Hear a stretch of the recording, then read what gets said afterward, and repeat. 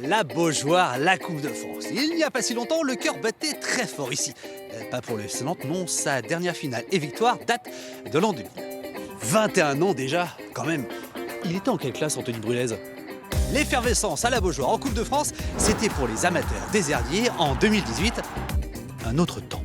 Pour les amateurs, les vrais, cette Coupe de France, ce n'est pas simple. Privés de compétition depuis fin octobre en raison de la crise sanitaire, les amateurs pur jus ont repris les entraînements avec contact juste pour la Coupe de France.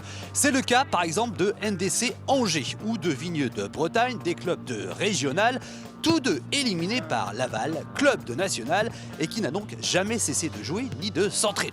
Inéquitable sur le papier, alors fallait-il jouer ou pas? Allez, on se mouille, on vous dit oui, et pourquoi?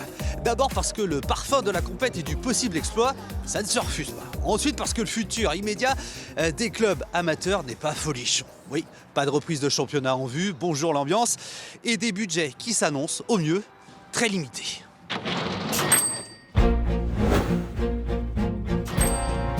T'en veux?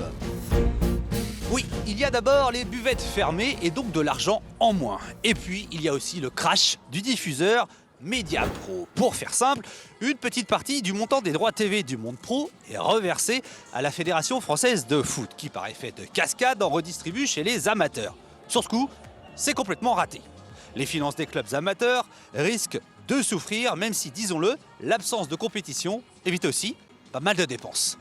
Et la Coupe de France dans tout ça. Même si le format de cette année prête à la critique, que les pros de L1 et L2 ne retrouveront les amateurs qu'en 16e de finale, ça reste un bol d'air. Et une respiration par les temps qui courent, nous, on la refuse pas.